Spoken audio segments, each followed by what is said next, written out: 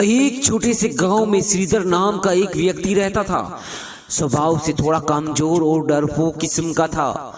एक बार वह व्यक्ति एक महात्मा जी के दरबार में गया और अपनी कमजोरी बताई और उनसे प्रार्थना करने लगा कि हे देव, मुझे कोई ऐसा साथी मिल जाए जो सबसे शक्तिशाली हो और विश्वास पात्र भी हो, जिस पर मैं आंखें बंद करके विश्वास कर सकूं, जिससे मैं मित्रता करके अपनी कमजोरी को दूर कर सकूं।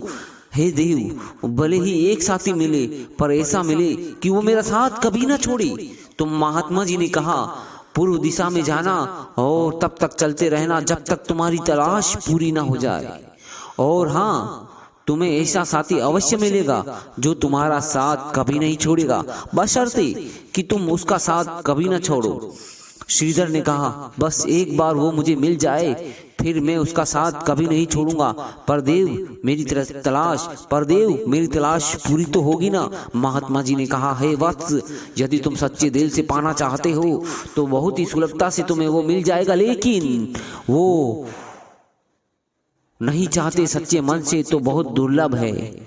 फिर उसने महात्मा जी को प्रणाम किया और आशीर्वाद लिया और अपनी राह पर चल दिया। सबसे पहले उसे एक व्यक्ति मिला जो शक्तिशाली घोड़े को काबू कर रहा था। उसे लगा यही वो शक्तिशाली है जिसकी मुझे तलाश थी। वह जैसे ही उसके पास जाने लगा, उस व्यक्ति ने एक सैनिक को प्रणाम किया और घोड़ा देकर चला गया। श्रीधर ने सोचा, सैनिक से ज्यादा शक्तिशाली वो है, इसके आगे हाथ जोड़ रहा है। तो वो सैनिक से मित्रता के लिए आगे बढ़ा, पर इतने में सेनापति आ गया और सैनिक ने सेनापति को प्रणाम किया और घोड़ा आगे किया और सेनापति को घोड़ा देकर चला गया। श्रीधर भी सेनापति के पीछे दौड़ा। अंततः वो सेनापति राजा के पास पहुंचा और राजा को प्रणाम किया और घोड़ा देकर चला गया। अब श्रीधर ने राजा को मित्रता के लिए चुना और उसने राजा से मित्रता करनी चाहिए, पर राजा घोड़े पर बैठकर शिकार के लिए वन में निकल गए। श्रीधर भी राजा के पीछे पीछे भागा, लेकिन घनघोर जंगल में पहुंचने पर श्रीधर को राजा कहीं नजर नहीं आया।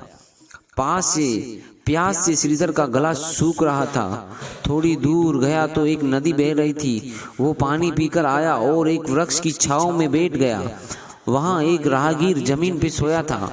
उसके मुख से राम राम की ध्वनि सुनाई दे रही थी और एक काला नाग उस राहगीर के चारों तरफ चक्कर लगा रहा था। श्रीधर ने बहुत देर तक उस दृश्य को देखता रहा और फिर अचानक वृक्ष की एक डाली टूटकर नीचे गिरी। सांप वहां से चला गया। इतने में राहगीर की नींद टूट गई।